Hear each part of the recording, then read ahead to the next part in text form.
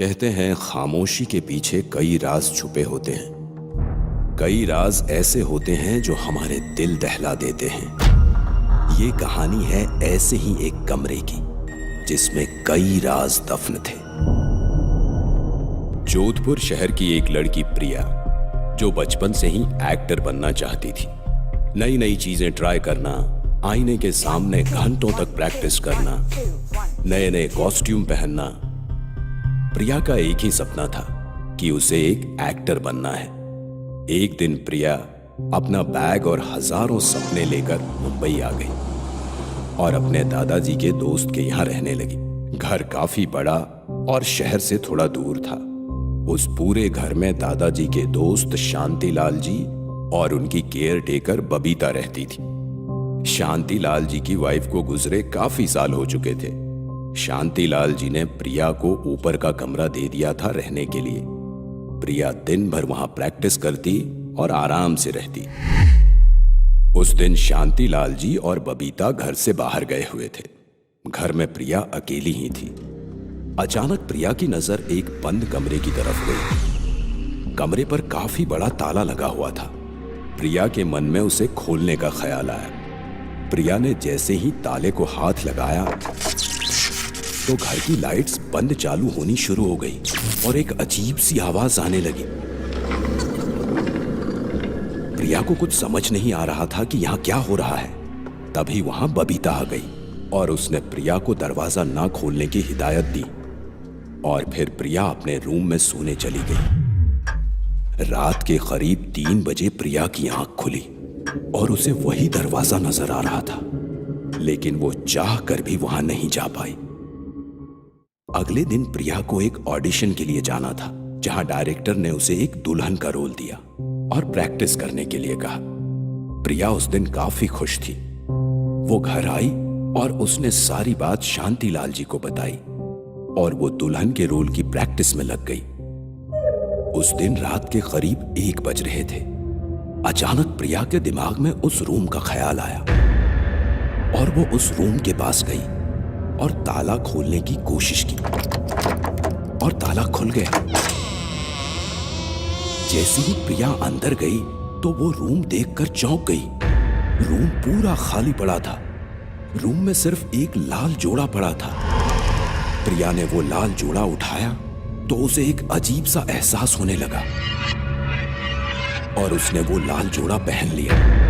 प्रिया ने जैसे ही लाल जोड़ा पहनकर आईने में देखा तो उसका चेहरा जला हुआ था। उसकी एक आंख कुचली हुई थी, बाल खुले हुए थे। प्रिया हंसते हुए पूरे घर में घूमने लगी। उसके पायल की आवाज ऐसी आने लगी मानो किसी ने स्पीकर ऑन कर दिया हो।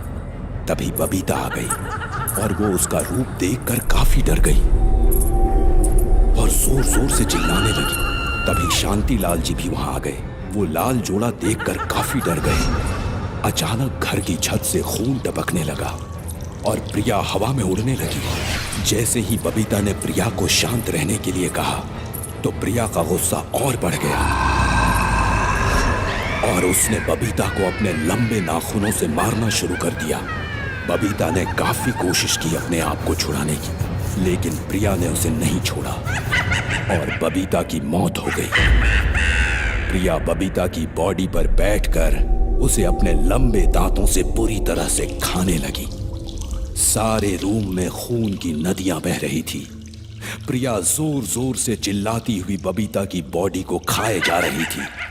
वो नजारा देख शांतिलाल जी काफी डर गए और उनके मुंह से जोरदार चीख निकली। तो प्रिया का ध्यान शांतिलाल जी की तरफ गया। प्रिया उड़ती हुई शांतिलाल जी पे हमला करती है, लेकिन मौका देखकर शांतिलाल जी वहां से भाग जाते हैं और रूम लॉक कर देते हैं। डर के माहौल में सारी रात गुजर जाती है। अगले दिन शांतिलाल जी अखबार पढ़ रहे होते हैं। तभी प्रिया छोटे छोटे कपड़े पहने शांतिलाल जी के सामने आकर बैठ जाती है। शांतिलाल जी रात की बातों को भुलाकर नजरें छुपाकर प्रिया को देखते हैं। तभी बबीता वहां आ जाती है तो शांतिलाल जी काफी डर जाते हैं, क्योंकि बबीता की मौत तो कल ही हुई थी और बबीता अपने नॉर्मल काम में लग जाती है।